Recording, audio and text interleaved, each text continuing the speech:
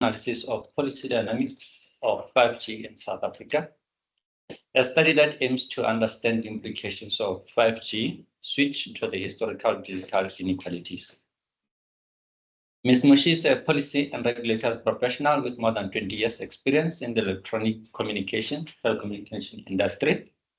She holds a master's degree, a master's in management ICT policy and regulation degree from the University of Leeds in 2013. She also holds an honors degree in industrial sociology from the University of Pretoria, obtained in 1993, and a Bachelor of Arts degree from Vista University. She's a council member at the Independent Communications Authority of South Africa, holding an executive directorship role. Dikeledi leads various regulatory projects spanning from quality of service regulations to rapid deployment, number and resource, digital television broadcasting, and postal sector regulation. She also serves as on the Complaints and Compliance Committee, an independent tribunal of ICASA that is mandated to investigate, hear, and where appropriate, make findings on all matters referred to it by ICASA. At this juncture, I will give the floor to Mrs. Mushi to make her presentation. Her presentation will take about 30 minutes, and after that, we'll have 15 minutes question and answer session. Thank you. Thank you, Dr. Mtobi, for that introduction, and thank you to the panel for indulging me today. I'm really honored to be here. I do appreciate the time to be listened to and to be guided further. I'm not going to spend time on the outline. It's just for consistency that it's in the document.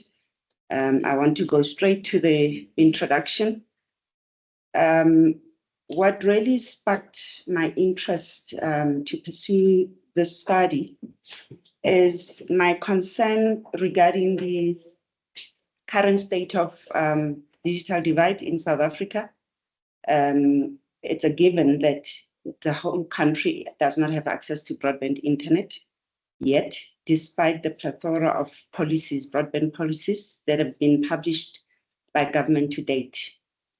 Network rollout remains skewed towards urban areas, and access to broadband services is also skewed.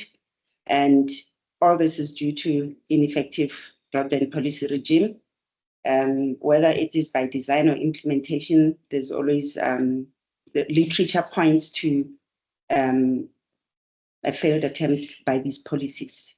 Now, South Africa is in the early stages of adopting 5G technology, and this technology is expected to revolutionize connectivity and improve coverage.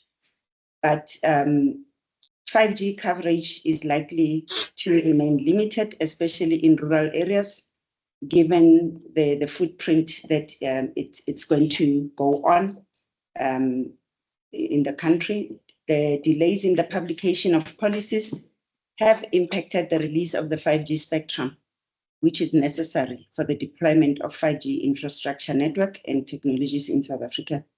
And despite the significant investment in broadband in South Africa that we've seen lately with the mobile operators reporting that they have started rolling out 5G, 5G infrastructure coverage is likely to be in areas that are more profitable because of the obstacles such as fiber infrastructure deficiency, limited average revenue per user, and even road infrastructure, electricity supply.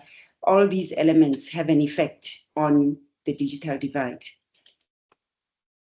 Now, the problem statement that I'm pursuing here is that the digital divide in South Africa persists despite the existing current broadband policies. The sequencing of the policy decision, if I can use the example of the 2G, 3G sunsetting decision, may further exacerbate the digital divide. By that, I'm also referring to, as we know, 5G enables more services though there might be people who will not be able to hop onto the 5G services, and yet like set-top boxes not being rolled out, so people still still not have access to 5G, yet there is a policy decision to switch off 2G and 3G. Notwithstanding 2G, I mean, there's not unable broadband access, but the 3G footprint is still very, very useful, considered useful for connecting most populations. So I'm arguing that the current broadband policy approach is short-sighted in thinking that by merely awarding 5G spectrum, the policy challenges of the past will be addressed. Notwithstanding the capabilities and opportunities that 5G presents, deployment is still marred by challenges of spectrum availability, infrastructure costs, security concerns, amongst others. So the hype that 5G will enhance access to broadband and leave no one behind may be a fallacy if South Africa does not review its broadband policies and strategies to address the nuances of 5G infrastructure access. And therefore, the current 5G policy framework may mirror previous policy failures. The research context and focus, lies in the imminent digital divide. Government has been cognizant of the fact that there are people that are still not connected to the internet.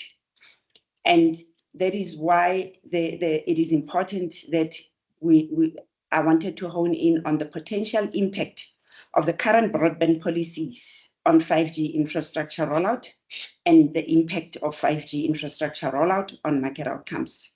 So I've also looked at previous studies that have looked at the effectiveness of the past broadband policies to bridge the digital divide in South Africa, those include infrastructure barriers as well as socioeconomic barriers, which are key to this phenomenon.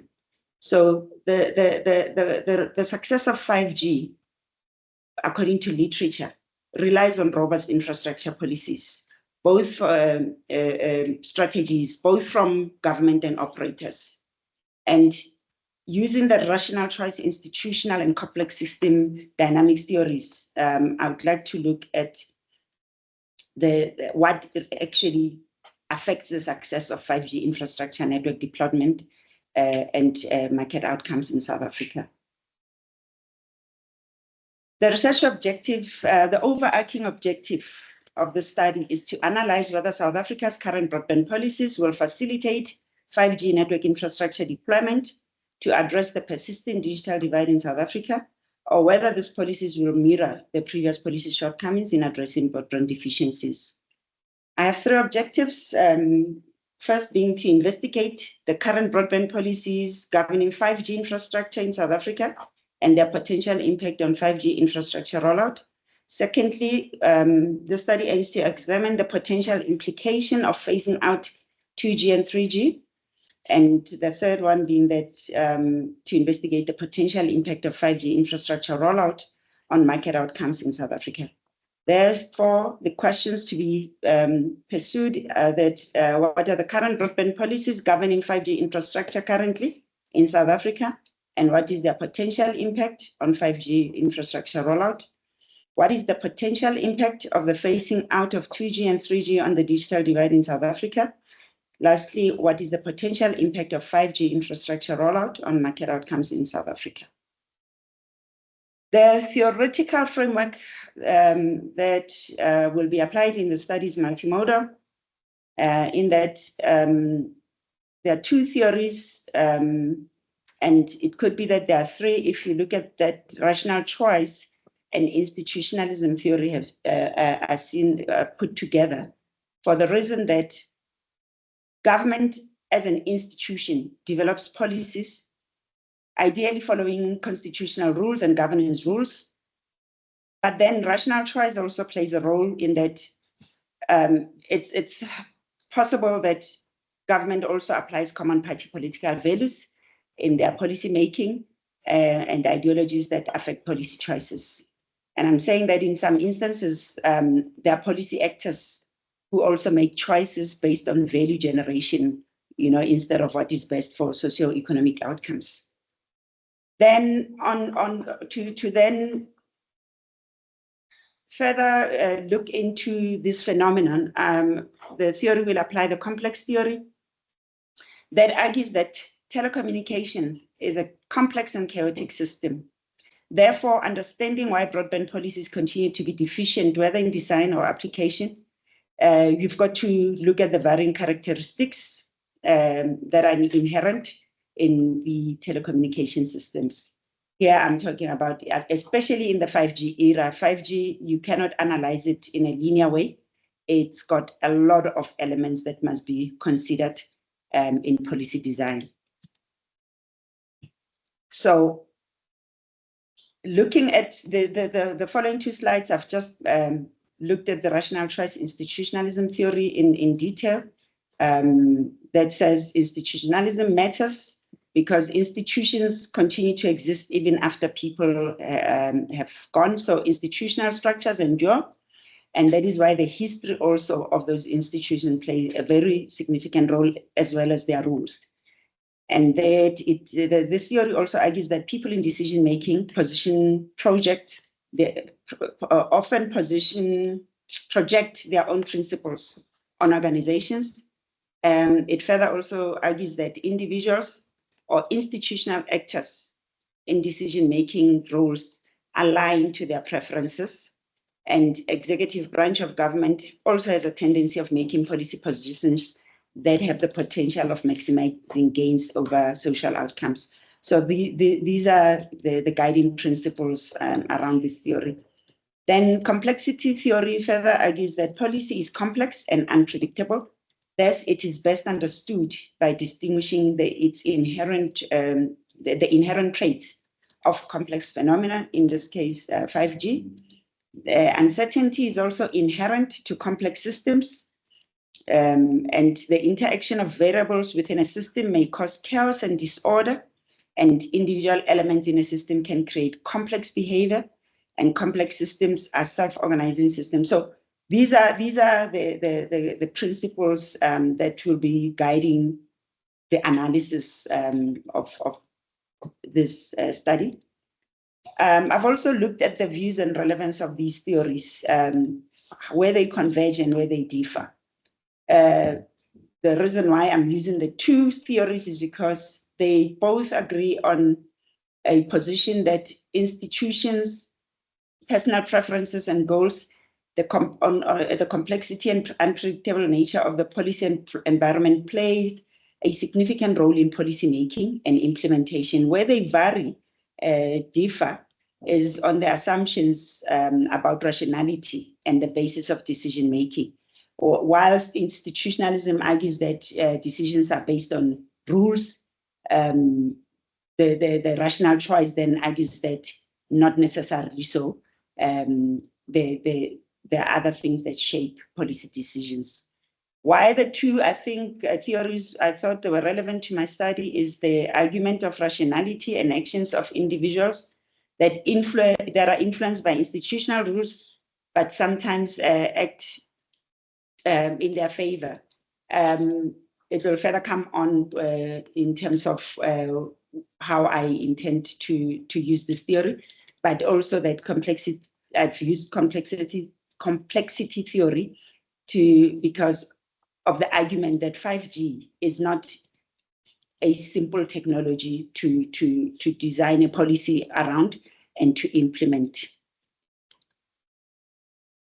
How I plan to then apply these theories into the study is to look at the department's policy development process and implementation strategies, whether the department in the past or current follow formal constitutional and governance rules, or whether they have applied common party political values and ideologies to rationalize their policy choices. I also will then use these theories to look at the varying characteristics of the telecommunications system as a complex system, and to see the extent to which behavior, structure, performance, and outcomes are shaped by these complexities. Then also look at the complex institutional dynamics, the power play, the decision-making pro-leadership style that interact with other components of a complex telecommunication system, that is the technical 5G infrastructure networks and cost of investment. So to look at that whole dynamic and see how it plays out in policy, design, and application. And with this, then I will be analyzing the effectiveness of broadband digital policies by looking at what they have achieved in terms, analyzing the effectiveness of broadband policies by looking at their achievements is rather simplistic. So this is the framework that I want to, the complex analytical framework that I would rather want to apply to the analysis. Then looking at the literature, based on, I've structured the literature in 3 parts, and mainly with the aim that I want to triangulate the different elements that are at play here. There's a policy, part 1, which is a policy dynamic in general that will probably affect how 5G policy or infrastructure policies have been designed. The second part is with regards to South Africa's broadband infrastructure policy issues, and the last part is 5G market and consumer dynamics. The following slides are a bit packed, but it's for reading. I've looked at the relevant studies that have been conducted by Dumarco, Siadara, and Huber, Nokele, and Kunyenje and Chikona. These studies, they've somewhat touched on, for example, Dumarco has touched on the possibility that 5G may bridge the digital divide. But in his study, he also argues that there needs to be a solid and aggressive policy framework to address the socio-economic and 5G technology challenges. Otherwise, 5G rollout won't succeed. Siadara and Hoover also looked at the exclusion of South African rural communities from digital communication. And this study, I think this one was, if I'm not mistaken, it's a journal, but it also interrogates policy intervention processes that seek to integrate South African rural communities into the digital communication podium. And it argues also that the development of policies and programs aiming to close the digital divide shouldn't be seen as the domain of the main executive or elites, and that a one-size-fits-all solution will work. Because what happens in the rurals will never look the same as urban. And whilst in the urban, you may have overcome issues of, say, for example, road infrastructure or electricity supply, in rural areas, that would still be an issue. That's what Siadara and Hoover are about. Then Nokele looks at the context and realities of policy implementation in South Africa. And although the study was looking more at service delivery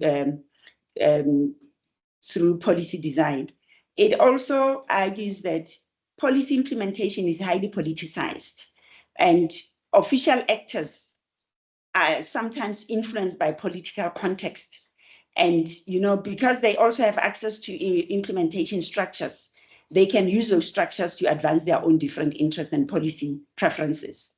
And lastly, Kunenje and Chigona also, go on to external actors that influence policy formulation.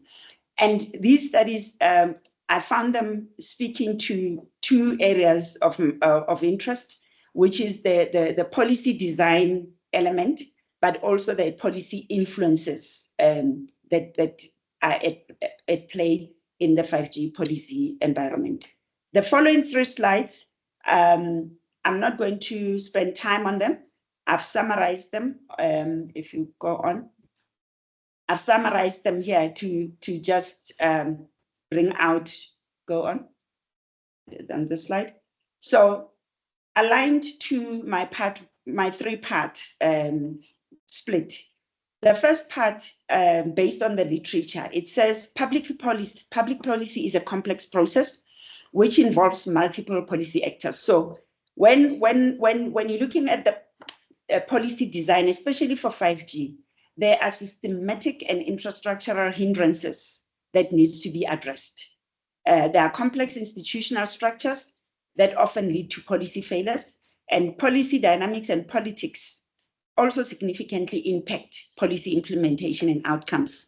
Therefore, economic and policy implications for promoting digital infrastructure and addressing the digital divide becomes, at the center of these policies. The second part, then, the literature looked at infrastructure, the economic feasibility that affects 5G infrastructure rollout.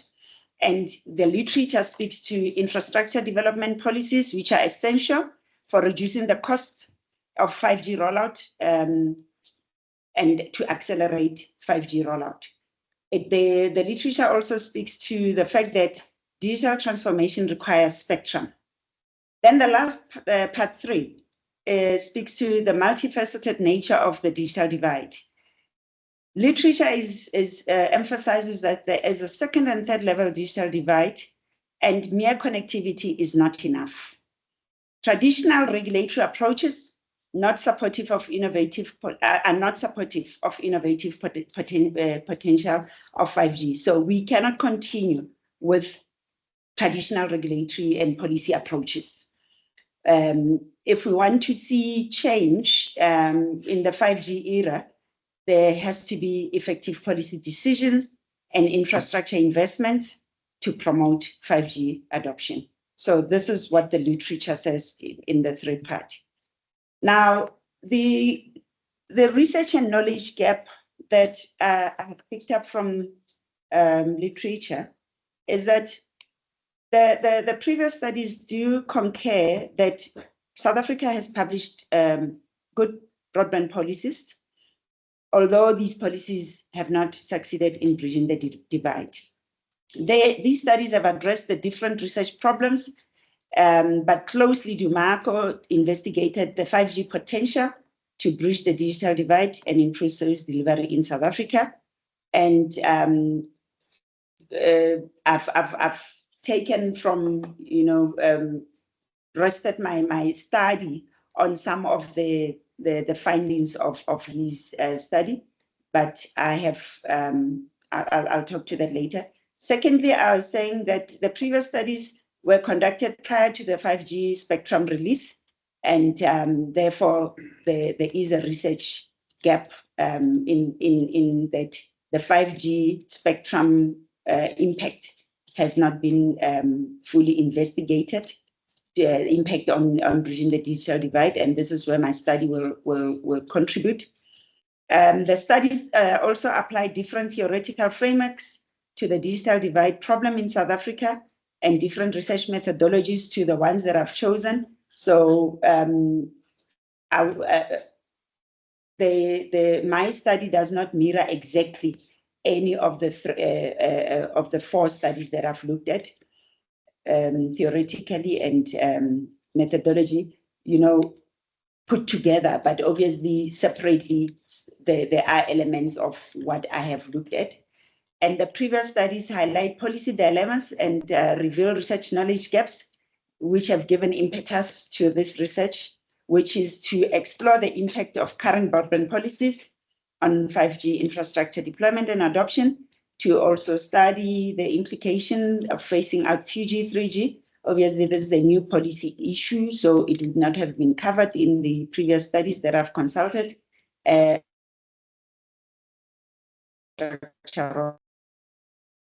On marketing terms.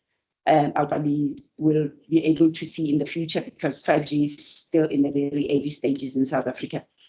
And what the studies have contributed is a strong call for a policy framework that would accelerate an accelerated spectrum release that would enable 5G. And now I'm going to further this call and look at what kind of a strong policy framework, what a strong policy framework would look like. And the study then will contribute on the potential impact of the current broadband policies on 5G. The methodology that I have considered is a qualitative approach, which is with a phenomenological design, because there is a phenomena that we are studying, which is 5G impact on digital divide. The study is exploratory in nature, and that is why my study has considered using non-probability sampling technique, because given the nature of the topic under discussion, I'm going to have to speak to experts and people that have served probably in government or in the time that some of these current policies were designed, that can give insights into my study. So that's the reason why I thought convenience sampling is appropriate, so that I am able to choose the participants as they are relevant to my area of study. And for now, and I then proposed also a snowball sampling methodology to enhance the information that I would have gathered in the initial convenience sampling phase, so that if I am pointed to another maybe good source of information, then the study allows me to do that.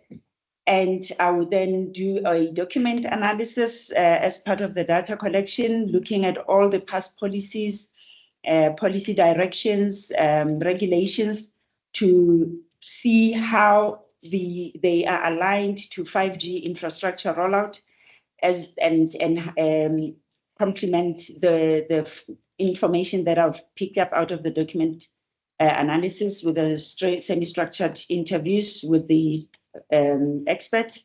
And then I would use a triangulation method of data analysis to put all the information together, to then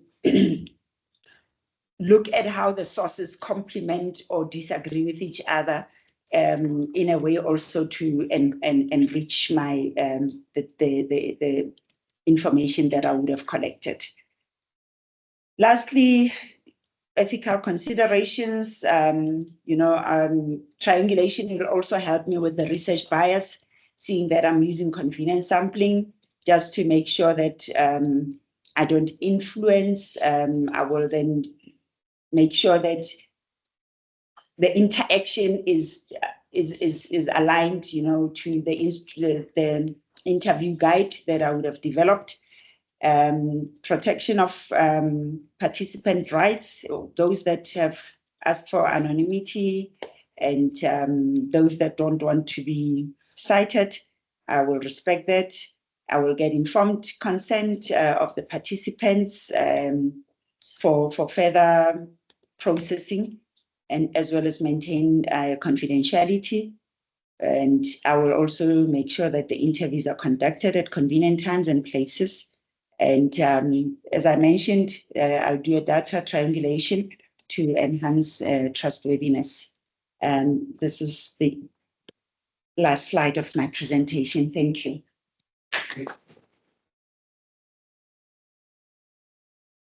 Thank you, Mushi, for the good presentation. Okay. Time for the question and answer session.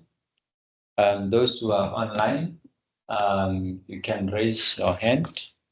So we will start with those who are in the room. Let me start. I see Geshi's hand is up. let me give her the floor, and then the PhD students should be asking questions. Yes. Yes, Geshi, you can go ahead and provide us questions, and in some cases provide the guidance. No big question, the guidance. No, thank you for your presentation, Dikeledi. I think really interesting. I have, well, there's one very simple one, which is just something I might have missed. You're doing the 10 key informant interviews, the semi-structured interviews. Are those other interviews, and how many people are you interviewing, or is it just the 10 people? I'm planning to start with the 10, and as I said that with the snowball, I'll probably grow my. I've seen the previous studies that it looks like 14 is a good number, but I'm not sure. For now, I'm starting with 10 interviews. Okay, so that maybe your advisor will advise you. Yeah. But it's a small number. It's a small number, yeah. It's a small number, but I heard you saying that you are concerned about the level of expertise that might be required to answer the kinds of questions you're asking, which could be a justification, but maybe you need to understand what you're asking, but that's a small number. So I think that's just something you need to think about. My two questions. One is about your theories, and one is about, this point about ideology, under your point about the rational critical choice institutionalism. As far as I know, and unless much has changed, when it comes to public services, South Africa has continued to behave in a very kind of new public management, neoliberal kind of approach where it's about fee for service. So it's not surprising then by your first slide that obviously the infrastructure goes where there's an ability and a willingness to pay, because that's the model. And that's to some extent in the policy dispensation. So obviously then failing to address the poverty and inequality in the country means that you're guaranteed to have the digital exclusion and infrastructure to exacerbate that, because that's already the framework you're within. It's not what government would say, but that's the truth. That's kind of what we're setting up for here. So for you to want or to say that our digital policies express or intend a different outcome, nobody left behind, and all of these slogans we use, my question is, has that fundamental NPM approach changed? And if it hasn't, who is meant to pay? Are you talking about digital welfare, or are you talking about, who is going to pay for the exclusion not to happen? Or do you see a change in dispensation? So I think that's a question maybe that links to the piece about what ideology and what's the actual policy regime, because sometimes we say things, but they're not mirrored in the actual systems in place. The second one is, I found the use of complex theory interesting and, in my view, questionable. Because the question that keeps coming to me is this 5G thing, is it really complex, or is it just complicated? Because if it's not complex, then it chips away at a lot of your argument. But if you can argue that it's actually complex and therefore complexity model is appropriate, then I suppose we're onto something. But that's just a question maybe I'm asking, and maybe it's also my own, maybe not understanding enough about, or the way I use in my practice, in maybe the world where I am, the concepts of complexity and complication are very different and often be intermixed and in ways that are not appropriate. Okay. So thank you. Okay. Yeah. So. Oh, sorry. Any other questions? Oh. No, I have a question, but I want to give space to our people too. Okay. I'm going to forget. So I had a simple question, a complicated question. So the simple question is, because you talk about policy, and I'm not the policy expert, and the other element is infrastructure. And I'm really curious, this is just for my own interest in research, who is implementing 5G? Who is actually, I would expect to be Huawei, and how Huawei comes into different kind of contracts with the various MTN and Vodafone. I would expect, actually this was the simplest question, I'm making it longer. And I would expect that there is one provider and there is a plurality of local telcos that rely on the same, and how is that going to work? Have you looked into that already, or is something that I think will be an interesting element to look at? And the second question, and you mentioned then Geshe picked up ideology, and I guess I don't know the theories using management, but I know quite well actually a science and technology study approach to technological development. And I've used in some of my research the idea of technopolitics that might or might not be relevant. And technopolitics, and giving you a practical example, technopolitics puts ideology and the vision that a group, powerful group within a nation state or individuals have of what technology should do for the nation. And a clear example was when in Rwanda, when Paul Kagame invested massively in 4G, and all the donors were saying, "You're insane. You have to provide." First, it was, food on the table, and Kagame was absolutely opposed to the idea, and at 4G had a very clear role in how he wanted to position Rwanda as compared to the other countries. It had to be a hub for conferences, it had to be a hub for investment. So there was a very clear ideological view. And at the end of the day, he found Korea Telecom as the partner that would ask no question at all in terms of whether or not it was legitimate for Rwanda to invest in 4G in 2010 and just went ahead with it. So South Africa is much more diverse, and Geshe already mentioned that. But could there be an element in that? Can science and technology studies being another theory that you bring in that pays attention to some of these questions, and not purely market forces and policies? Policies are seen as a secondary outcome or a vision that happens at the very top. Very interesting. Okay. I think that I'll give you time to respond to the 5 questions that have been raised. 5. Yeah. Okay. So the first one is with regards to the participants, the number of participants. So we will deal with that one. All right. I guess if I also had looked at the sampling frame and the kind of questions I would have a sense of, so we will address that. So the second question, who must pay for not leaving everyone behind, basically.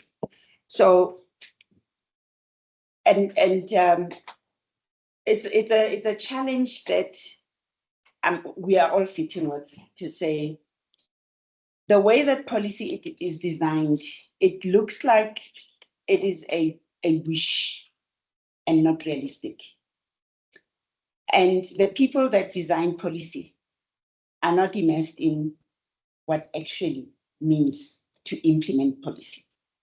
And to your point, so when we look at policy, we see it beautiful and saying all the beautiful things, but actually we know that, and I said it in one of the comments, that what happens at the rural, semi-rural, traditional communities, urban, different areas, it's different. That one policy dynamic position is not good enough. So it then affects the model, the policy model. We look at the policy, and I have the advantage of, we look at the policy model and we say, you have written this policy as if everybody is in one pot. Now, the challenge that I want to challenge myself to do is, should policy be written that simplistic, or should policy be broken down to, here's an ideal, and the ideal is in the National Development Plan, in all these plans. But when then you bring it down to policy levels, first of all, would you then say this is a policy to address this layer, and this is a policy to address this layer, and all the different policies? Now, what we've seen is that a policy is written for everybody. Vodacom, if I can use those examples, has lots of money that it can roll out certain policy license obligation quicker or more sophisticated in certain areas, but not in other areas. Now, what I'm trying to argue here is that we cannot continue with the traditional policy approach. It has not worked. Now, what should be the new policy approach? And it does not even have to do with 5G necessarily, but just the fact that you cannot continue to write policy the way that you've written it in the past. That assumes if you have released spectrum, then the policy problems are solved. It's not as easy as that. So that's what I'm trying to argue. And that's where the complex theory comes in to say, now, what makes it complex is all the forces now that are interacting with the policy design. 5G on its own, technically, it's got its own complications, whether be it technical or whatever, but the complex nature is that this policy does not only speak to what policy dynamic, but it speaks to who as well, because there's political ideas that are coming in. You look at what is happening right now. The policy actors. The previous minister has issued a policy. The new minister comes in and says, now this policy won't work. These are the complexities that I'm looking at to say what also affects the effectiveness of policy are those external issues that now I'm not talking about the complications, but the complex nature of designing a good policy. I don't know if I'm making sense. So that's why I thought when I saw the complex theory that says, on its own, this sector is very complex. The one sector, if I use broadcasting as an example, the sunsetting of 2G, well, let me talk about 3G, is so that the spectrum is released for 5G. And all the services that the people are now enjoying right now, even if it's a phone call, are taken away because that spectrum is assigned elsewhere. Now, is it an issue of policy looking at the well-being of the country or policy chasing digital economy hype now? So those are the complex factors that I want to interrogate to say, was this policy done in such a way that we are able to even predict its outcomes? Right now, the policies, that the way that I see it is that we can't even predict how 5G is going to pan out. I don't know if I'm making a little bit of sense. Yes. Yeah. So who is implementing 5G? It's definitely not Huawei. Huawei they are a supply into the ecosystem. Yeah. There is an ecosystem, and that's part of the complex nature of this policy design. You've got to look at the whole ecosystem to understand what policy needs to touch on. Now, right now, policy has thought, release 5G spectrum, everybody is sorted. Then an operator, smaller operators come and say, but I cannot even lay my hands on that spectrum because it is expensive. It has been released via an auction. But that's a policy decision. Spectrum will be released via an auction. What is the effect? Government makes money for the fiscus. Operators are now sitting and saying, we can't even monetize that spectrum. We are broke. So those are the complex cities that I'm talking about in this policy design and implementation. Huawei, the minister does not regulate equipment manufacturers. Huawei is just an equipment, they provide the technology. But this technology has to come into the whole ecosystem for 5G policy to be implemented. They are just a subset. Spectrum comes from government. Huawei builds the antennas and the receptors. Somebody else brings the gadgets, the handsets. So it's that whole ecosystem. Now, does policy speak to the whole ecosystem? My argument is... Can we just follow up on it, just for a clarification? So at the end of the day, I would expect that for basically, good value for money, that all of the infrastructure will be built by Huawei, because there are not a lot of competitors in that space. And so the policy doesn't address that, which is fine. But so we will be in a situation where Vodacom purchase services and equipment for Huawei. NTN purchases services and equipment for Huawei. So there are competitors. Huawei is the strongest. Yeah. And maybe there is going to be different telco maybe is going to rely on another one. So I'm just curious about this aspect not being taken into account, just for economies of scale. If Huawei at the end of the day, as I would expect, will be the one that is going to lay out everything, doesn't make sense to address that fact that there's going to be one technical actor, and then becomes broken down into this plurality already existing. I get the spectrum 100%, but hasn't that been part of the discussion? So, yeah.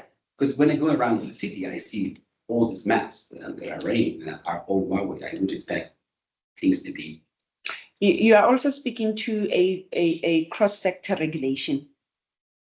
There is no cross-sector regulation right now. There is no cross-sector policy design, but government is starting to go there. Typically, so the policy does not speak about who provides the infrastructure equipment.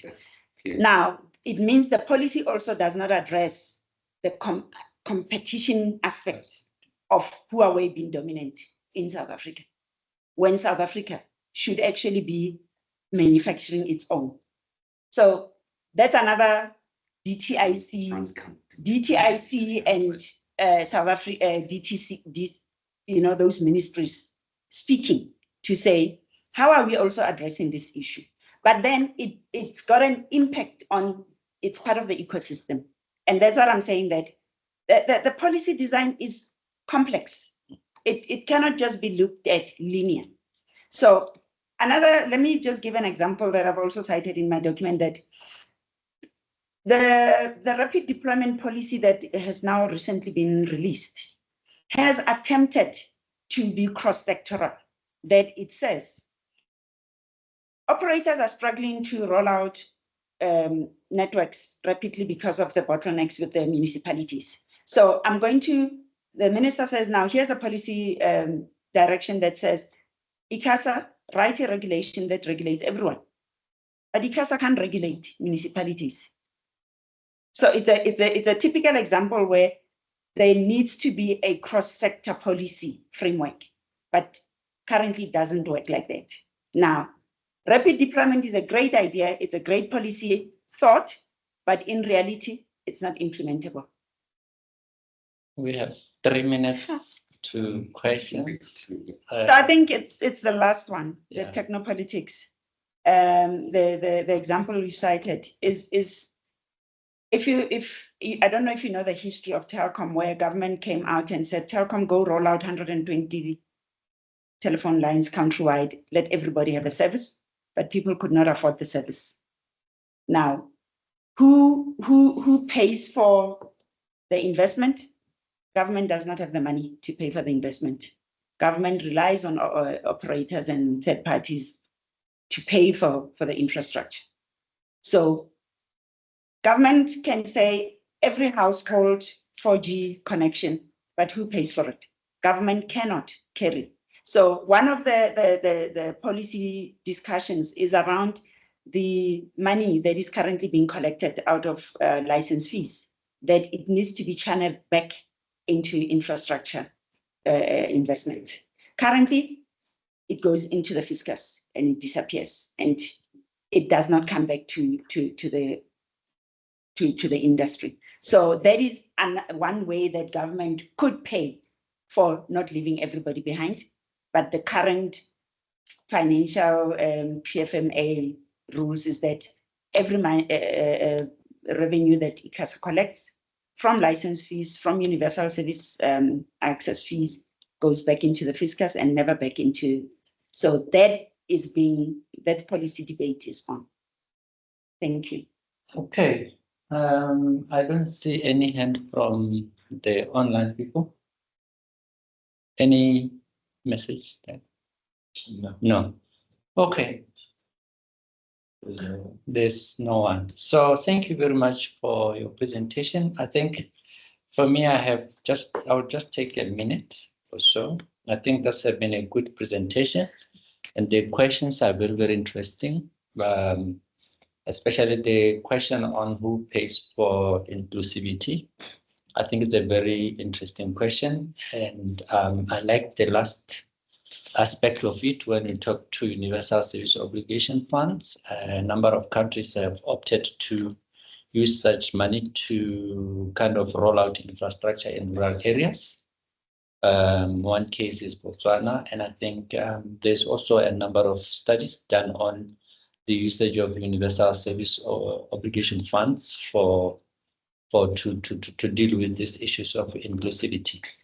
The other interesting thing that I believe we should take is the technopolitics theory, the Rwanda case in terms of the 4G deployment, despite the the poverty. I think it's a very interesting case that talks to your why do we go for 5G despite the inequalities. It relates very well with that, and it's something that you can learn and enhance your study.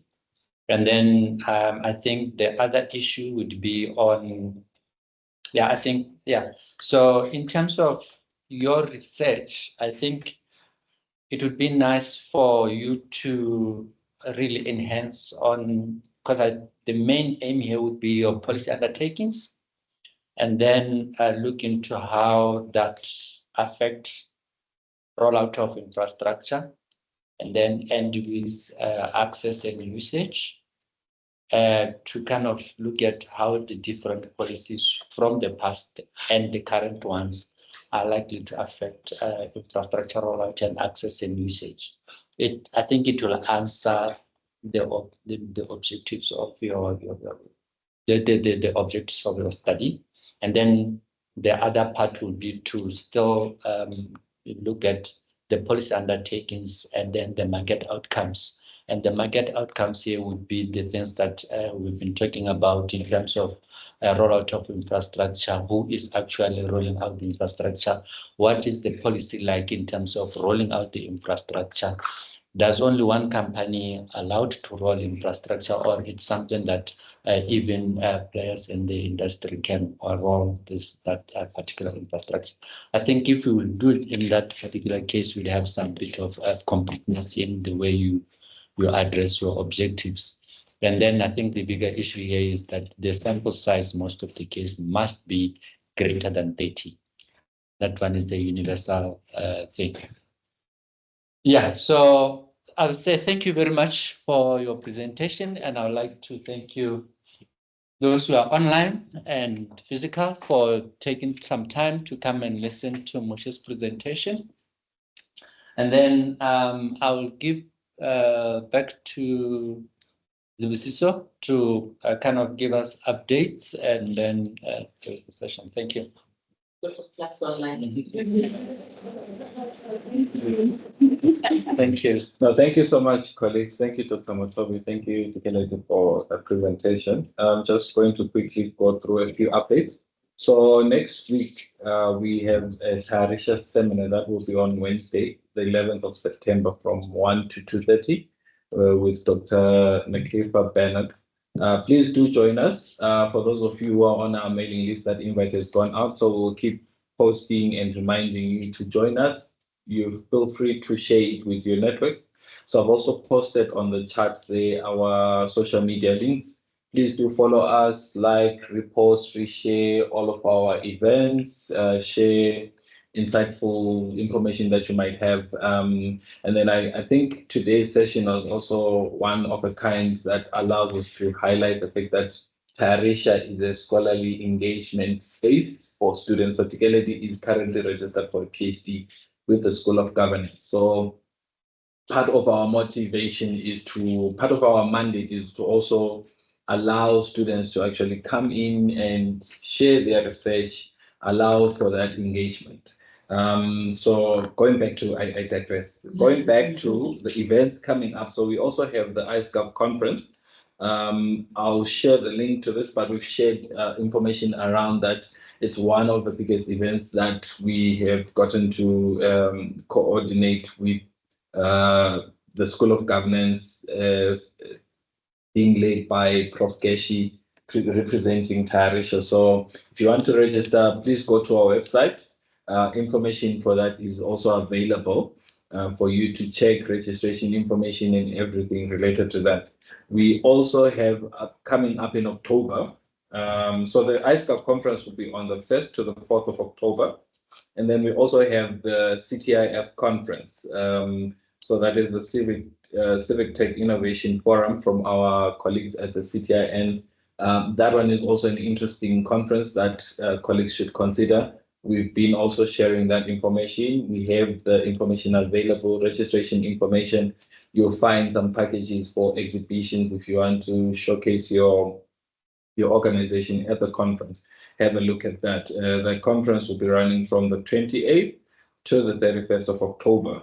And then our next Lunchbox series will be on the 17th of October. So we're just trying to work around the timeframes because October seems to be an event-heavy month for us. Yeah. So if you're interested in that one, also definitely look out for the invite. We will be hosting, hopefully, Dr. Angela Ndaka. So we're waiting to finalize that invite. Keep a lookout for that. And I think that's just about it. I don't know if Prof. Geshi, you have a few updates. Yeah, maybe just to emphasize that the seminar is next week. Yes. Is especially for those of you who are interested in civil society space. It's very, Dr. Bernard completed her PhD earlier this year at Rutgers University in New Jersey. And a lot of her work has been looking at the issues of power and non-profits. So it's less digital in this case, but definitely about governance issues and that sort of scope. And in a model she's built up in a scorecard approach. So as well, the kind of analytics she's using are quite interesting qualitative methods. So for those of you who are interested in that side of things, that might be an interesting one. We should also, but I don't think we've confirmed yet, be hosting Dr. Chris Marsh, who's a sociology professor from the University of Maryland, College Park in Washington, that's in Maryland. And she will be doing something very different. She'll be talking about self-care. So as an overworked academic, she decided to herself take a break. So when I said, oh, when you're here, why don't you give a talk? She said, well, I can give a talk on self-care, which is what she's exploring. But she's exploring it as being a sociologist, also as an issue for academics and for public servants. She works a lot with people in government. And she just thinks it's something we don't talk enough about is what unhealthy work cultures we kind of end up in and how that affects our public service actually. So we think that would be a nice one, maybe less the cerebral stuff we normally do, but possibly what affects the cerebral stuff, but also the agendas we try to have when people are stressed out and don't know how to take care of themselves. So that should be sometime, I think, at the end of October, and we look forward to that. But otherwise, no, thank you very much. Thank you. Thank you. And thanks for watching. Yeah, okay. Thank you. Thank you. Okay, no, thank you so much, colleagues. See you at the next event. Cheers. Bye. Bye. Okay. Thanks, colleague.